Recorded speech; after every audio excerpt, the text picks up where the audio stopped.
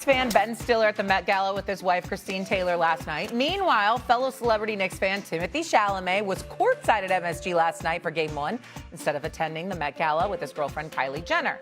Now, I don't know why you two would be qualified to answer this question, but I'm going to ask you anyways. Is it fair or foul that Chalamet picked the Knicks game over the Met Gala? I thought I was a fan of his before. I'm an even bigger fan right now. Yeah, the Knicks are playing. Damn it, that's where you need to be. Not the Met Gala. Listen, we love seeing Beyonce there. Make no mistake, no apologies. But in the same breath, damn it, if you a basketball fan, the Knicks are in town. It's a playoff game. That takes precedent. He understands where his priorities are. I love it. I'm shocked by that. Cameron, what do you think? Shay, actually, I am qualified. I'm a GQ cover person. I've been on the cover of GQ a few times, so I'm qualified. And I've been to Met Gala.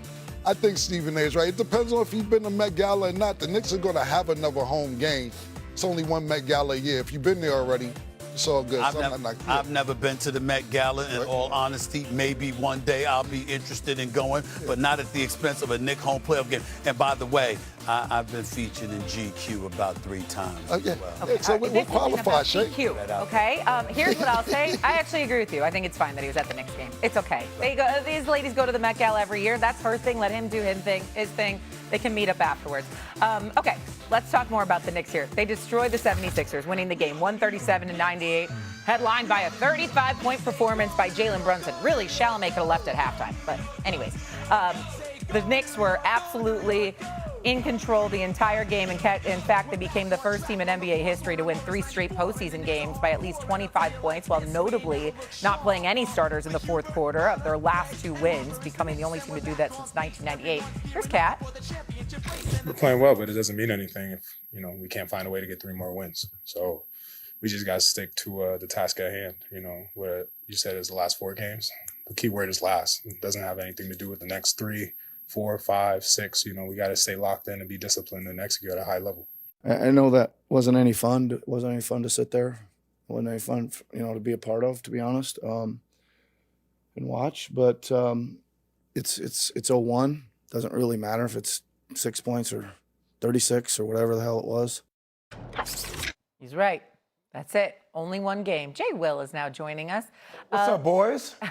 What's going on, Cam? What up, SA? What's going on, brother? How you doing, man? I'm doing good. Hey, yo, I just want to say, for the record, both y'all rocking, dope pocket hankies. I decided to pop mine. You know what I mean? I don't know if you know this. I don't know if you know what he does. Is don't tell the world my secret again, SA. Come on, man. It ain't no damn pocket square. He go to the fax machine and fold up a damn paper and put it in his damn pocket. Clean. That's what's going on. Is that what's going on today, Jay? That's Every why day, it's not Cam. straight. It's cost efficient. The folding, not straight.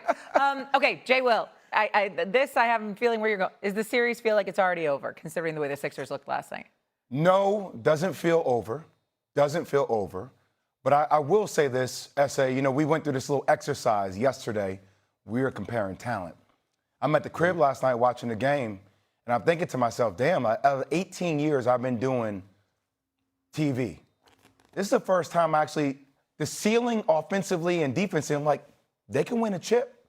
Yeah. I've never said that about the Knicks. The conversation always has been, can they come out of the East, right? Last night, I felt like, okay, that team that played the last 3 games, that can win a championship.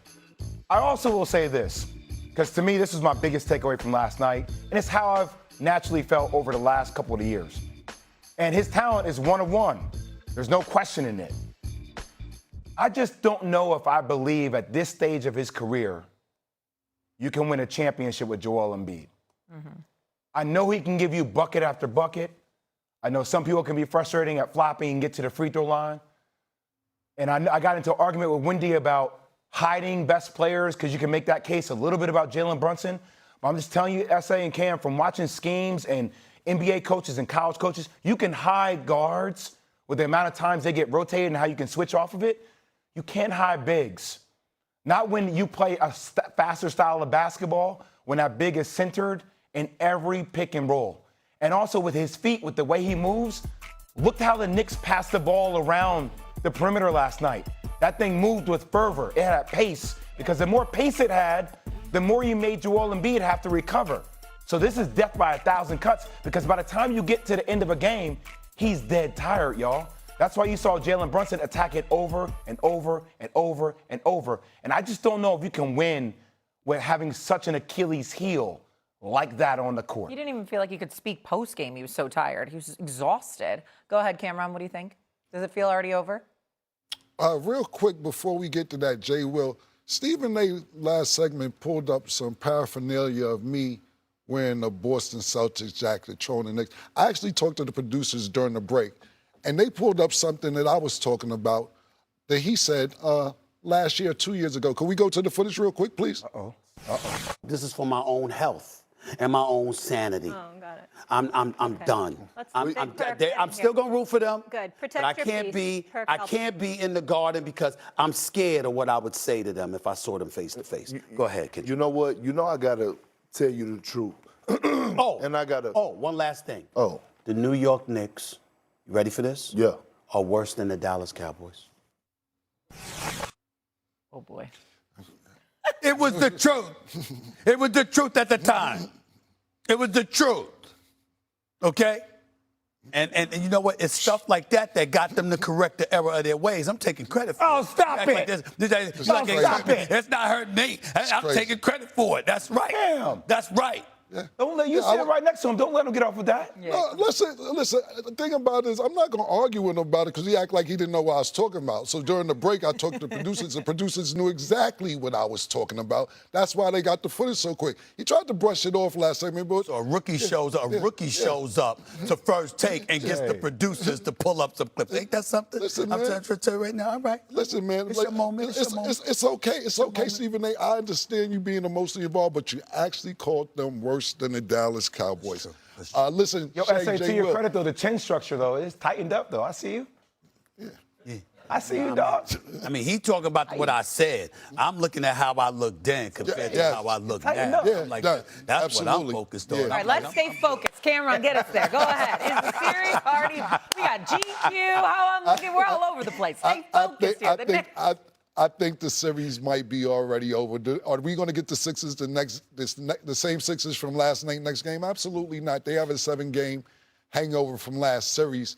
But the way the Knicks are looking, I think the depth on the Knicks is what outdo the Sixers. You could debate the starting five, whether it's Mikal Bridges, Josh Hart, Edgecombe. You know, you want to argue with Maxey and Brunson, Karl Anthony Towns, Embiid. Whatever you want to argue with the starting five is cool, but the Knicks' depth on that bench is what's going to carry them over to go to the next round. So I would say it's over, but I want to take a look at game 2 to see what happens. Well, it was over before it started because I had the Knicks winning this series, you know what I'm saying? But what I will say to you is this.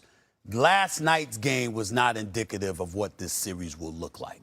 I don't think it's going to be lopsided. You're not going to see Maxey struggle like that. I mean, this is one of the fastest players in the league, and he's a superstar in his own right. The brother's special, all right, and he ain't going to fold beneath the pressure. They'll be better in game 2. VJ Edgecombe, he's going to be better in game 2. Paul George going to be better in game 2. Joel Embiid, when that brother say he's tired, take it seriously, because the fact of the matter is that this brother barely plays most of the time because he's so damn injury prone. So when he tells you he's tired, on top of that, it's like, damn, just the latest thing to stand in his way. But we know he's a walking bucket. Listen, I expect the series to be tougher, clearly much tougher than the game would indicate last night. I do believe that while the Sixers have individual talent that might look better, the collection of New York Knicks, their willingness to play together, Mike Brown making the adjustment, taking Jalen Brunson off the ball, having Cat be like a damn point center for crying out loud, them being able to exploit Joel Embiid in the pick and roll situations, obviously, because he could barely move. So he could score against anybody, but he certainly can't defend but so many people because of his mobility issues. I think the New York Knicks are primed to exploit that to the max. And the best chance that the Philadelphia 76ers is going to have, Jay, Cameron, in my estimation, is to try and go small. And I don't know if that's going to work against the New York Knicks. That's not going to work against them because what Joel Embiid can give you offensively, he's equally as much of a liability defensively when he's not healthy against the New York Knicks squad with a guy like Karl Anthony Towns that can pull him away from the basket and launch those threes. So because of that, I think that the Sixers are going to find themselves saying, we're going to try to go small just to keep up with it, and that ain't going to work either. Okay. So, Cameron, you know, Stephen A. was poking fun. You had the Celtics hat on. You're going against New York. You're a Spurs fan. Are you also a Lakers fan with this look, Mr. GQ? Where is it? Show it. Producers, I can call up something, too. Look at this.